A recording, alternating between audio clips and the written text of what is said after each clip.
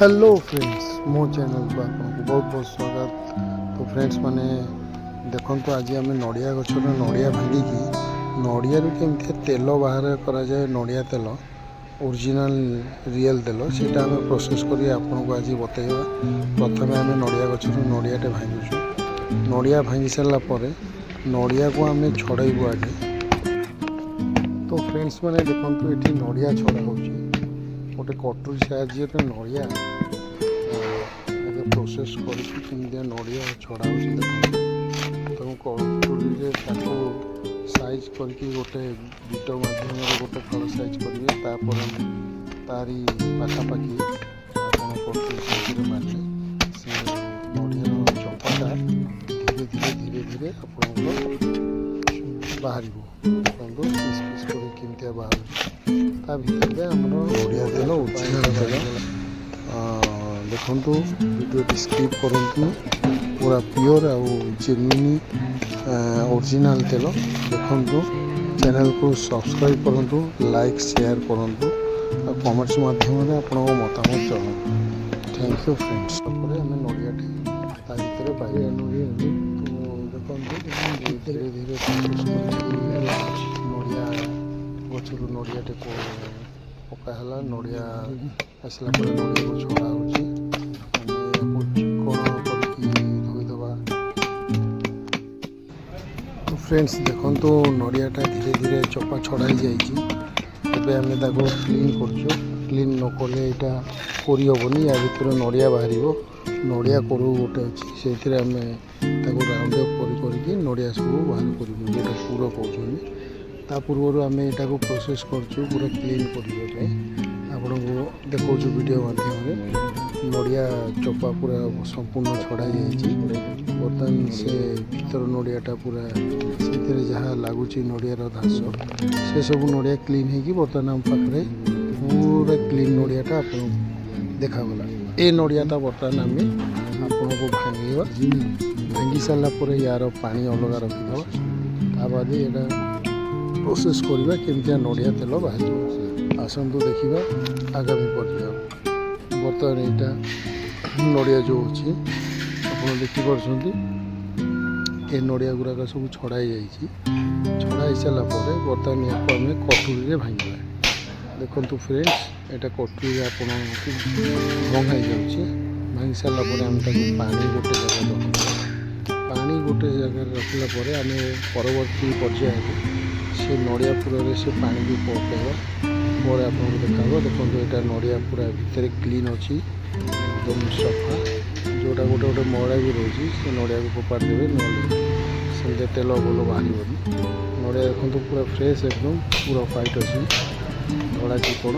बर्तमान या परवर्ती पर्यायर आम आउ गोटे नड़ियाटा भांगिलु से भी ठीक ठाक अच्छी। तो प्रोसेस या सब नड़िया गोटाक पर नड़िया सब भंगा नड़िया भंगा सारापर देखो समस्त नड़िया को एक सहित रखिक बर्तमान तार नेक्स्ट प्रोसेस आरंभ। बर्तमान सब नड़िया क्लीन होगा क्लीन हो सारापर भंगा सारापर बर्तमान आम आउ गोटे लास्ट नड़ियाटा अच्छी भांगी सारापर फाइनाल प्रोसेस नड़िया पूरा बाहरी करवाटा आरंभ करिया। सब देखो सब नड़िया ठीक ठाक अच्छी क्लीनिंग अच्छी आगामी पर्यायर आपको देखा। तो फ्रेंड्स ये नड़िया सब भांगीदेलु बर्तमान देखो गोटाक पर गोटा नड़िया सब अच्छी क्लीन एवं व्हाइट यहाँ प्रोसेस बर्तमान नड़िया तेल केमती बाहर ओरिजिनल नड़िया तेल से प्रोसेस आपको देखा जाऊँगी। तो व्हाइट नड़ियाटा एवं आम प्रोसेस करवा सब क्लीन नड़िया बाहरी गला मीठा नड़िया भावुची रब कहीं पुराना सुखा नड़ियाटा बहुत मीठा रहा तेल भी भल बाहर तेणु प्रोसेस आम आरंभ करिया बर्तमान नड़िया तेल। तो देखो फ्रेंड्स ভিডিও ସ୍କିପ୍ କରନ୍ତୁନି, କମେଣ୍ଟସ୍ ମାଧ୍ୟମରେ ଆପଣଙ୍କର ମତାମତ ଜଣାନ୍ତୁ। ତ କୋରନୀଟା ଆସିଗଲେ ବର୍ତ୍ତମାନ କୋରନୀ ଫ୍ରେଶ୍ କରିବା ଏସବୁ ନଡ଼ିଆକୁ। ତ ଆପଣଙ୍କ ପାଖରେ ବର୍ତ୍ତମାନ ଗୋଟା ପରେ ଗୋଟା ପରିବା ଆରମ୍ଭ ହେଇଗଲା। ଏ ନଡ଼ିଆ ଭିତରୁ ସବୁ ନଡ଼ିଆ ପୁରା ବାହାରିବ। ଫାଷ୍ଟ ଦୁଇଟା ପର୍ଯ୍ୟାୟରେ ହେଉଛି, ଗୋଟେ ନଡ଼ିଆ କୋରି କରିପାରିବେ, ନହେଲେ ନଡ଼ିଆକୁ ଭାଜିକି ନଡ଼ିଆ ଛୋଟ ଛୋଟ ପିସ୍ କରିକି ଗ୍ରାଇଣ୍ଡିଙ୍ଗ କରିକି କରିପାରିବେ। ଏଇଟା ଆପଣଙ୍କୁ ସହଜ ଉପାୟ ହେଉଛି, ନଡ଼ିଆକୁ କୋରି ସାରିଲା ପରେ ଆପଣ ୟାକୁ ଗରମ ପାଣି ଆଉ ନଡ଼ିଆର ପାଣି ଦୁଇଟା ଯାକ ମିକ୍ସ କରିକି ତାକୁ ଚକଟିକି ତାଠୁ କ୍ଷୀର ବାହାର କରିବେ। ନଡ଼ିଆ କ୍ଷୀର ଯେଉଁଟା ବାହାରିବ, ପରବର୍ତ୍ତୀ ପର୍ଯ୍ୟାୟରେ ଆପଣ ପ୍ରୋସେସ୍ ଦେଖିବା ଆଗକୁ କେମିତିଆ ତେଲ ବାହାରିଛି। ଏଇଟା ସହଜ ଆଉ ସୁବିଧା।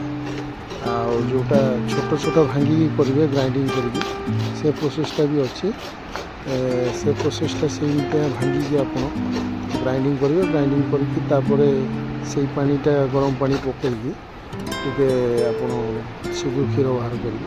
ତ ଦେଖନ୍ତୁ ବର୍ତ୍ତମାନ ଆମର ସବୁ ନଡ଼ିଆ କୋରା ହେଇଗଲାଣି। ବର୍ତ୍ତମାନ ଇଏ ପୁରା ଏତିକି ବାହାରିଗଲା ନଡ଼ିଆ ପୁରା। ବର୍ତ୍ତମାନ ୟା ଉପରେ ଦେଖନ୍ତୁ ପୁରା ଫ୍ରେଶ୍ ଜେନ୍ୟୁନ୍ ଅଛି ପୁରା। ତ ଏଇ କ୍ଷୀରକୁ ଆମେ ବର୍ତ୍ତମାନ ଏହାର ନଡ଼ିଆ ପାଣି ଯେଉଁ ଅଛି ତାକୁ ପକାଇବା, ଗରମ ପାଣି ପକାଇବା। ତ ଦେଖନ୍ତୁ ତାପରେ କେମିତିଆ ପ୍ରୋସେସ୍ ଆଗକୁ ହେଉଛି। ଆମେ ନଡ଼ିଆ ଯେଉଁଟା ଗରମ ପାଣି ଅଛି, ଦେଖନ୍ତୁ କୋଠରୀରେ ନଡ଼ିଆ ପାଣି ବି ଅଛି। ଗରମ ପାଣିଟା ପକାଇଲେ ଆପଣଙ୍କର ବହୁତ ରହିବ ପାଣି। ନଡ଼ିଆ ପାଣି ପଡ଼ି ସାରିଲା ପରେ ଦେଖନ୍ତୁ ଧୀରେ ଧୀରେ ଆମେ ସବୁ ତାକୁ ଗୋଳେଇକିରି ଆମେ ଚକୁଟିକୁ ଭଲ ଭାବରେ ଚକୁଟିବୁ। ଚକୁଟି ସାରିଲା ପରେ ତାକୁ ଚିପୁଡ଼ିକିରି ଭଲରେ ଚିପୁଡ଼ିକି ଯେମିତିଆ ପାଣି ସବୁ ବାହାରିବ, ସେଇ ପାଣି ଯେଉଁ ବାହାରିବ ନଡ଼ିଆ କ୍ଷୀର ପାଣି, ସେଇ କ୍ଷୀର ପାଣିର ପ୍ରୋସେସ୍ରେ ଆମେ ସେଠୁ ତେଲ ବାହାର କରିବେ। ତ ଦେଖନ୍ତୁ ବର୍ତ୍ତମାନ ଏଇଟା ନଡ଼ିଆର କ୍ଷୀର ବାହାରିଗଲାଣି। ଭଲରେ ଚିପୁଡ଼ି ସାରିଲା ପରେ ନଡ଼ିଆ ପୁରରୁ ବର୍ତ୍ତମାନ ଏତିକି ମାତ୍ରାରେ ଆମର ନଡ଼ିଆ କ୍ଷୀର ବାହାରିଲା। ନଡ଼ିଆ କ୍ଷୀର ବର୍ତ୍ତମାନ ଗୋଟେ ଛାଣେନି ସାହାଯ୍ୟରେ ଆମେ ତାକୁ ଅଲଗା ଗୋଟେ ସ୍ପୁନ୍ରେ ତାକୁ ଛାଣିଦେବା। ଭଲ ଭାବରେ ଛାଣିବା। ତାକୁ ଛାଣି ସାରିଲା ପରେ ଆଉ ଗୋଟେ ବୋଲରେ ଆମେ କ୍ଲିନ୍ କରିବା। ତା ବାଦେ ଆମେ କଢ଼େଇ ଚଢ଼େଇକିରି ସେଇଥିରୁ ତେଲ ବାହାର କରିବା। ତ ଦେଖିପାରୁଛନ୍ତି ଫ୍ରେଣ୍ଡସ୍, ଏଇଟା ନଡ଼ିଆ କ୍ଷୀର ପୁରା ପ୍ଲେନ୍ ବାହାରିଛି, ସ୍ୱଚ୍ଛ ନିର୍ମଳ ଆଉ ପ୍ୟୁରିଟି ଏକଦମ ଅରିଜିନାଲ୍ ନଡ଼ିଆ ତେଲ। ବର୍ତ୍ତମାନ ଆପଣଙ୍କୁ ଦେଖେଇବୁ ଲାଷ୍ଟରେ। ଦେଖନ୍ତୁ ଭଲକରି ଚିପୁଡ଼ିକିରି ନଡ଼ିଆ କ୍ଷୀରର ପାଣି ସବୁ ବାହାରିଗଲାଣି। ଏବେ ଆମେ ସେଇ ପାଣିକୁ ଗୋଟେ ଗ୍ୟାସ୍ ମାଧ୍ୟମରେ ଚଢ଼େଇବା। ଦେଖନ୍ତୁ ଗୋଟେ କଢ଼େଇ ଆଣିଲୁ। କଢ଼େଇ ଆଣିଲା ପରେ ସେଇ ବୋଲରେ ଯେତିକି ନଡ଼ିଆର କ୍ଷୀର ଥିଲା, ସେଇ କ୍ଷୀରକୁ ଆମେ ଗୋଟେ କଢ଼େଇ ବସେଇକି ସେ କଢ଼େଇ ମାଧ୍ୟମରେ ସେ କ୍ଷୀରକୁ ପକା ହେଇଗଲା। ଗୋଟେ ୱାନ୍ ମାଧ୍ୟମରେ, ବେଶୀ ସ୍ପିଡ୍ କରିବେନି, କମ୍ ନିଆଁରେ ତାକୁ ବସେଇବେ। ମିନିମମ୍ ଗୋଟେ ହାଫ୍ ଆନ୍ ଆୱାର ବସେଇଲା ପରେ ଧୀରେ ଧୀରେ ସେ ପାଣିକୁ ଟାଣିବ। ଯେତେ ଶୋଷିବ ସେତେ ନଡ଼ିଆ ତେଲଟା ଧୀରେ ଧୀରେ ଆପଣଙ୍କୁ ଜଣାପଡ଼ିବ ବାହାରୁଯିବ। ଦେଖନ୍ତୁ ଗୋଟେ ଫୁଟା ଚାଲିଛି। ଏମିତି ଟିକେ ଫାଷ୍ଟ ଆପଣ ଚାମଚ ମାରିବେ। 2-4 ଥର ଚାମଚ ମାରିଲା ପରେ ତାପରେ ଛାଡ଼ିଦେବେ। ସେ ତା'ର ଧୀରେ ଧୀରେ ପ୍ରୋସେସ୍ ହେଇକି ବର୍ତ୍ତମାନ ସେ ତଳେ କୋରୁଅ ବସିବ, ଉପରେ ନଡ଼ିଆ ତେଲ ବାହାରିବ। ତ ଦେଖନ୍ତୁ ଫ୍ରେଣ୍ଡସ୍ ମାନେ ଲାଷ୍ଟ ତକ ଏମିତି ପ୍ରୋସେସ୍ରୁ ତେଲ ବାହାରୁଛି, ପ୍ୟୁରିଟି ନଡ଼ିଆ ତେଲ। ତ ଦେଖନ୍ତୁ ଇଏ ପାଖାପାଖି ହେଇଗଲାଣି। ଶୁଖିକିରି କେମିତିଆ ଟାଣୁଛି ଦେଖନ୍ତୁ, କୋରୁଅ ଟିକେ ଟିକେ ବି ବାହାରିଲାଣି। ଏ ପ୍ରୋସେସ୍ରେ ପାଖାପାଖି ହେଇଗଲାଣି ନଡ଼ିଆ ତେଲ ବାହାରିବ। ତ ଦେଖନ୍ତୁ ଏବେ ପାଖାପାଖି ସେ ନଡ଼ିଆର ପାଣି ଶୋଷିଗଲାଣି। ନଡ଼ିଆ କ୍ଷୀରରୁ ଏବେ କୋରୁଅ ଟିକେ ଟିକେ ବାହାରିଲାଣି। ଏବେ ପ୍ରୋସେସ୍ରେ ଆପଣଙ୍କ ନଡ଼ିଆ ତେଲ କେମିତିଆ ବାହାରିବ। ଜେନ୍ୟୁନ୍ ନଡ଼ିଆ ତେଲ, ଏଥିରେ କେମିକାଲ୍ କିଛି ନାହିଁ। ଆପଣ ଲଗାଇ ପାରିବେ ଆଉ ବହୁତ ଉପକାରୀ ଆଉ ବହୁତ ବେଟର୍। ଦେଖନ୍ତୁ ଆମର କୋରୁଅ ତେଲ କେମିତିଆ ବାହାରିଲା। ବର୍ତ୍ତମାନ କୋରୁଅ ଶୁଖି ସାରିଲା ପରେ ଏ ଦେଖନ୍ତୁ ନଡ଼ିଆ ତେଲ ବାହାରିଗଲା। ବର୍ତ୍ତମାନ ଇଏ ହେଉଛି ନଡ଼ିଆ ତେଲ, ବହୁତ କମ୍ ବାହାରିବ। କୋରୁଅ ରହିଗଲା ଏ ସାଇଡ଼୍ରୁ। ବର୍ତ୍ତମାନ ଆମେ ସେଇ ଯେଉଁ ଶୁଖି ସାରିଲା ପରେ ତାକୁ ଛାଡ଼ିଦେବେ, ବନ୍ଦ କରିଦେବେ। ଥଣ୍ଡା ହେଇସାରିଲା ପରେ ସେଇ ତେଲ ଉପରେ ଯେଉଁ ବସିଥିବ ତାକୁ ଆଉ ଗୋଟେ ପ୍ରୋସେସ୍ରେ ଆମେ ଛାଣିଦେବା। ଦେଖନ୍ତୁ ଏଇଟା ଛଣା ହେଇଗଲା। ବର୍ତ୍ତମାନ ସେ କୋରୁଅ ତଳେ ରହିଯିବ, ଉପରେ ନଡ଼ିଆ ତେଲ ରହିବ। ବର୍ତ୍ତମାନ ନଡ଼ିଆ ତେଲ ଆମେ ଛାଣି ସାରିଲୁଣି ଦେଖିପାରୁଛନ୍ତି। ଆଉ ଇଏ ହେଉଛି ନଡ଼ିଆ ତେଲରୁ, ନଡ଼ିଆରୁ ନଡ଼ିଆ ତେଲ ଆମେ ପ୍ରୋସେସ୍ କରି ଆପଣଙ୍କୁ ବାହାରିକି ଦେଖେଇଲୁ। ଏ ହେଉଛି ନଡ଼ିଆ ଗଛରୁ ନଡ଼ିଆ ତେଲ କେମିତିଆ ବାହାରିବ ବର୍ତ୍ତମାନ ଦେଖେଇଲୁ। ଫ୍ରେଶ୍ ଆଉ ବେଟର୍ ଓରିଜିନାଲ୍ ତେଲ ରହିଲା। ତ ଫ୍ରେଣ୍ଡସ୍, ଆଗାମୀ ଭିଡ଼ିଓଟା ଆପଣ କ'ଣ ଦେଖିବାକୁ ଚାହୁଁଛନ୍ତି କମେଣ୍ଟସ୍ ମାଧ୍ୟମରେ ଜଣାଇବେ।